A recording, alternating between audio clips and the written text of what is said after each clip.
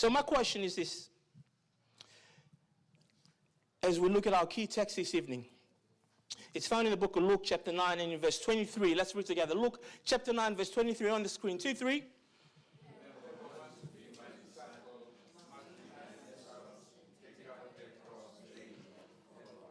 Put your hands up if you want to be a disciple of Christ. There's only a few of us. Let me ask again. Put your hands up if you want to be a disciple of Christ.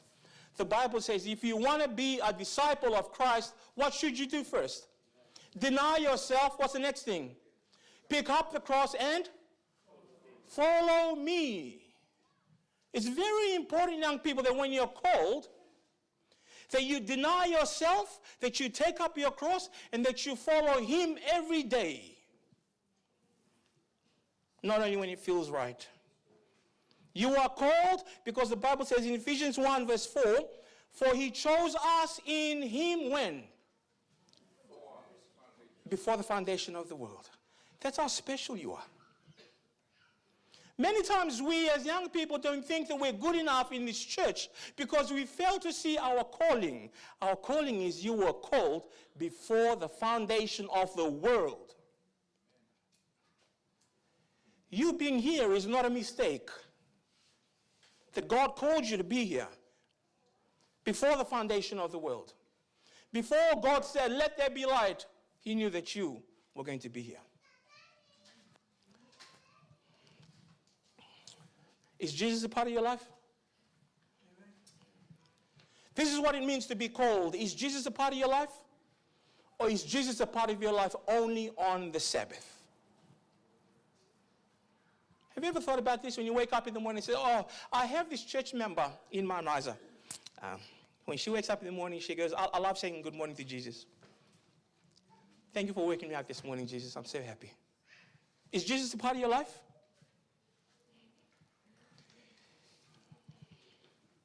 Or is he only your emergency contact? The difference between being called and being convenient is when we place Jesus as only our emergency contact, it describes that our Christianity and how we worship God only becomes convenient. We ignore things. We ignore him when things are going well. We don't talk to God daily. We don't consult him. How many people actually ring up the emergency contact and say, hey, look, I'm thinking of buying a car. Do you think it's a good idea? I'm thinking of going to uni. Do you think it's a good idea? I actually like this guy. Do we call up our emergency contacts for that? Who do we ring? We ring our parents. We ring our mates. But you see, to be involved and to be in a relationship with Jesus, he does not want to be the only person when you ring. He wants to be there when you make decisions. And you don't only call him when you're in midlife crisis. And you call him when you're in trouble, and when the crisis is over, you put God back on the shelf because you don't need him. So let's be honest. Let's be honest. How many of us young people only pray when something goes wrong? How many of us only actually properly pray? And I mean, we actually get there on our knees and articulate wonderful words to God as if now God is closer to my ear because I'm in trouble. How many of us only pray when something goes wrong? When we fail an exam? When someone leaves us? When we're scared? Then when everything is okay, God gets left on the... Do you guys know what that symbol is, young people? Message delivered. God gets left there. Don't worry about God. He's answered my prayer. I don't have to worry about him again until I need him again. This is where we sit, young people. Are you ready? This is where we sit. This is the reality of Gen Z, which is who you guys are. The reality of Gen Z and now is that we chase validation, Oftentimes we chase, and how many people are on Instagram? Let's be honest. Yes? How many people are on, what's the other one? Facebook. Okay. How many people are on TikTok? Is that one? How many people is when you pay something on Insta, How do you feel when you get like and like and like and love and like and like and like and like and share? How do you feel? Oh, you feel so good. How do you feel when you post something and people put a thumbs down or an angry emoji? It's true. Because the reality of Gen Z is that we're chasing validation. We're always chasing people out there to validate my life here. We compare ourselves every day. Ooh, I saw Uncle Sonny driving around in a nice car. I'm going to go get me a nice car. We compare our lives to each other every day. We feel behind even when we're doing our best because it's always not good enough. When you're in Gen Z, people are always looking at you and you always feel to yourself, I'm never good enough to be like that. Because we are always comparing ourselves to what they say what good looks like. This is where it gets deep into us. But the Bible says that your identity has already been. We don't need to be validated by the world. Young people, we don't need validation from people out there to tell us that we look good, to tell us that we dress good, to tell us that we're smart, to tell us that we're special. Because my Bible says in Ephesians chapter 1, verses 4 and 5, he chose us in him before the creation of the world to be holy and blameless in his sight. In love, he predestined us for adoption to sonship through Jesus Christ. We were already chosen by God. I want you to say this to yourself. I am his. I am his.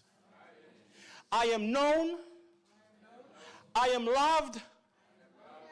I am good enough. Not because of what people think of me, but because of what he says I am. Gen Z, that's who you are. You're chosen. We don't need to be chasing validation from people out there to tell us that we're good. Because we're always going to be chasing people. I like your hair. I don't like your hair. I like your shoes. I want to be that. I want to wear that top. I want to go and drive that car. We're always chasing validation from people, but God says, I've already chosen you. So why do we keep asking strangers online who we are when God already answers that? Young people, why?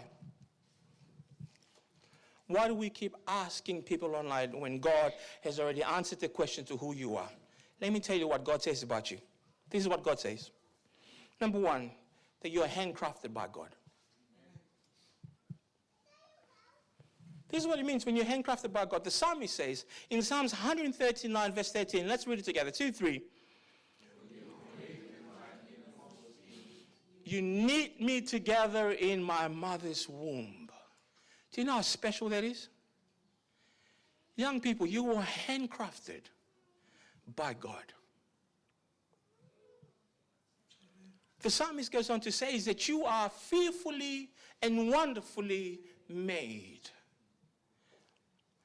So no matter what the world thinks that you look like or what you don't look like, the Bible says that you are fearfully and wonderfully made, because it says that in Psalms 139 verse 14, it says, I praise you because I am fearfully and oh, look at each other and say, you are fearfully and wonderfully made.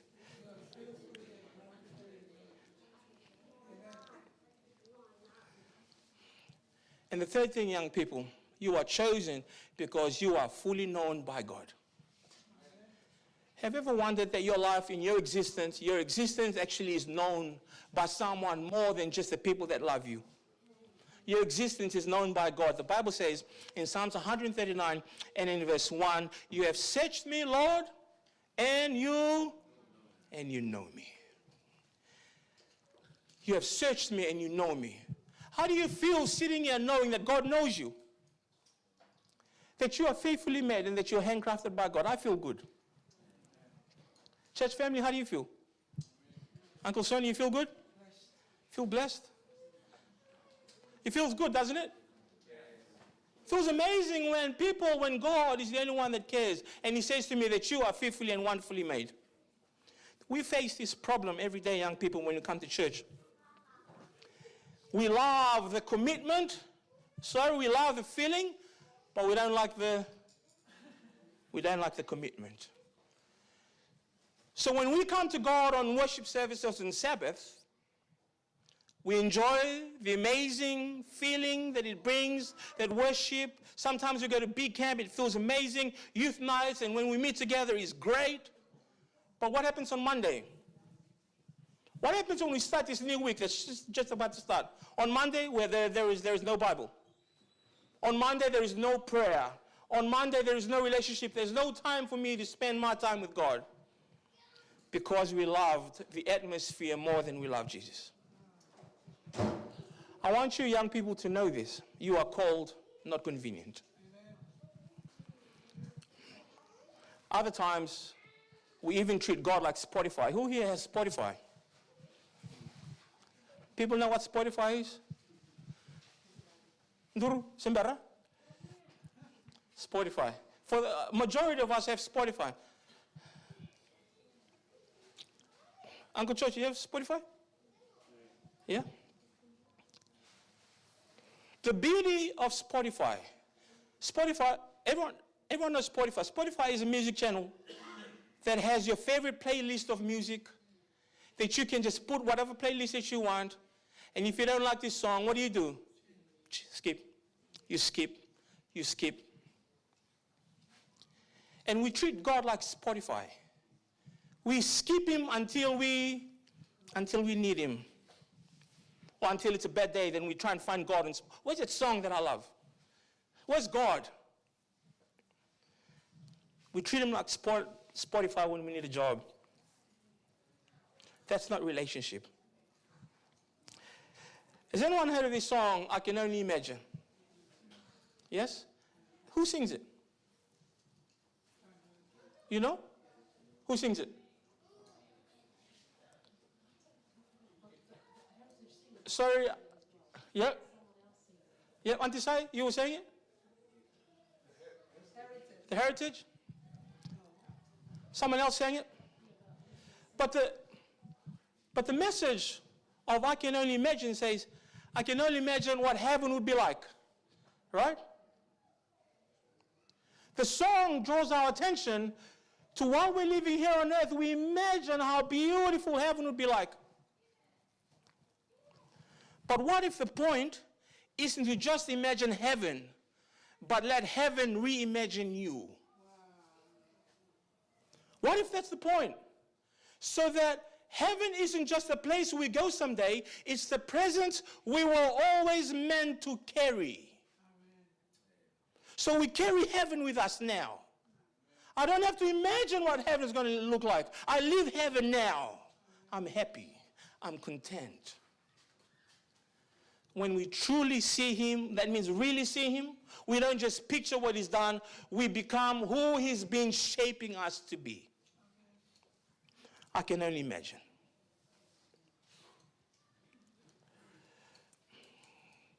Now I want you to imagine now standing before Jesus. How would you feel if today was the last page of your story? How would you feel if someone had told you that today is the last page of your life? That emergency contact will be dialed. Would you run to him?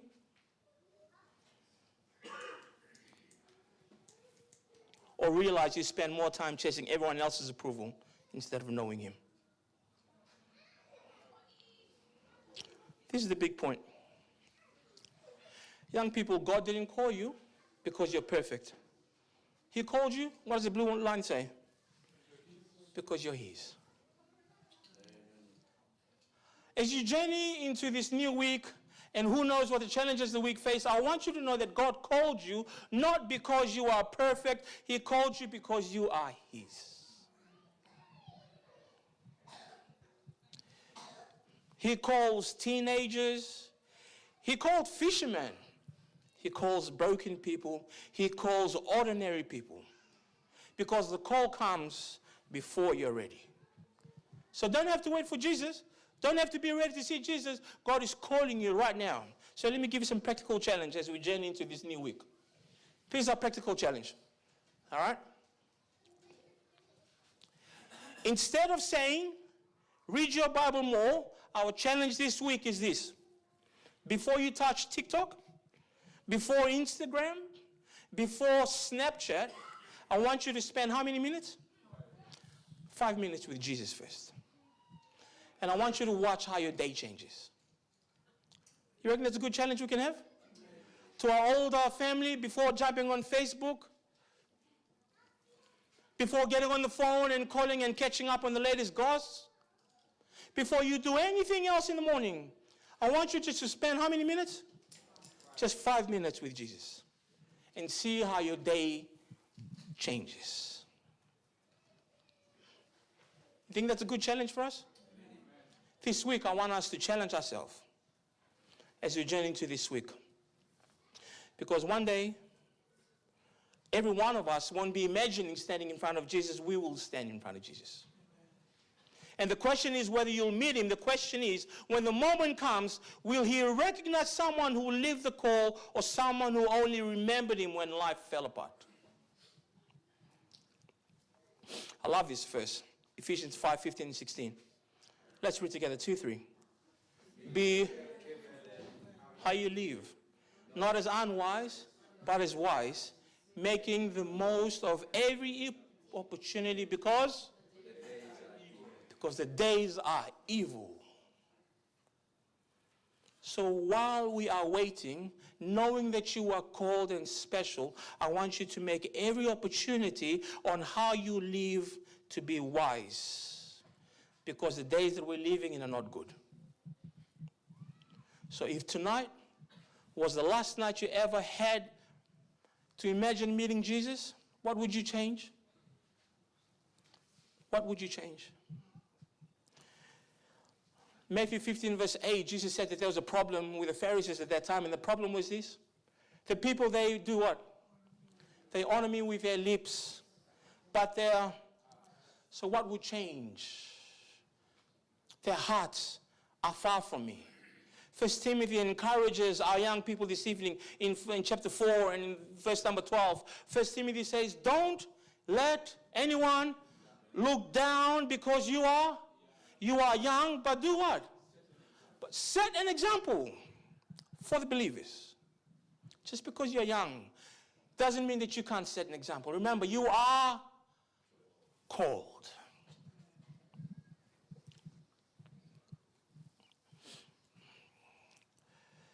The Bible shares in Proverbs 29, and it says that the fear of a man will prove to be a snare. But notice this, young people. But whoever trusts in the Lord, what does the Bible say? Is kept safe. As we journey into this week, I want you to know that. You are called, you are chosen, you are loved, you are handcrafted. He knows you. Fear no man, trust in God. This is why. You remember this?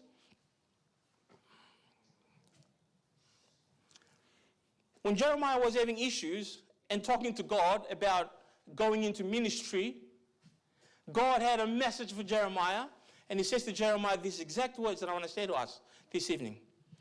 Let's read together, 2, 3.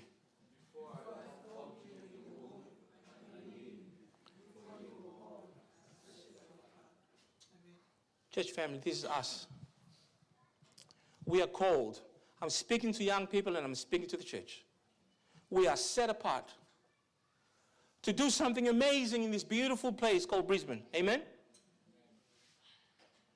And if we ever question our identity in Christ, God says to us this evening, before I formed you where? In the womb, I knew you before you were born. And then he says something very, very important. He says, I set you apart. Church family, what an amazing Sabbath it's been.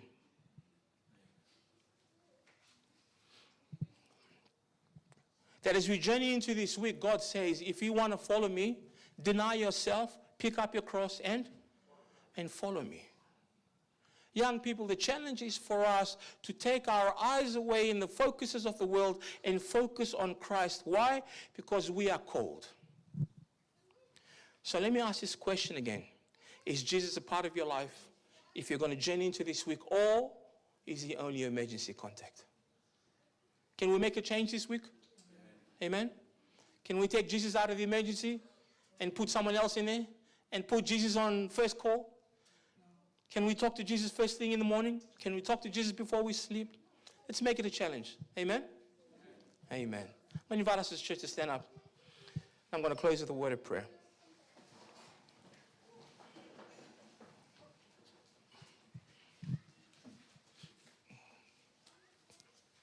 Our Father in heaven, there is an army of young people here that have heard that you chose them. We didn't choose them. Before they were born, you set them apart. They are validated because of who you are, not because of what the world says they are. Father, we ask you that sometimes being called is going to interfere with our lives, but as long as we trust in you, we are safe.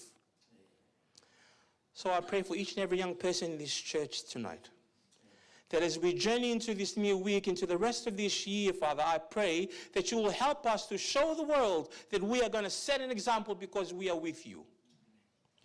We have a challenge that we're going to spend at least 5 minutes with you this week, Father. Give us the strength, give us the wisdom, and help us, Father, to focus on our building a new relationship with you and getting to know you better. Father, we want to be closer to you than we were yesterday. This is our first step. As we give out and we reach out our hands, please hold us, hug us, and draw us in close. Because the Bible says, with everlasting love have you drawn us unto you. So, Father, tonight we come to you. We humble ourselves as a church. We humble ourselves as young people. We humble ourselves as a family in asking you and pleading with you, Father, please take control of our lives today. Thank you so much, Father, for your blessings and how you've led us in the past. But we want to start a new chapter of our life with you now. So, Father, this evening we just want to give you glory and praise because you've heard us. This is our prayer in Jesus' name.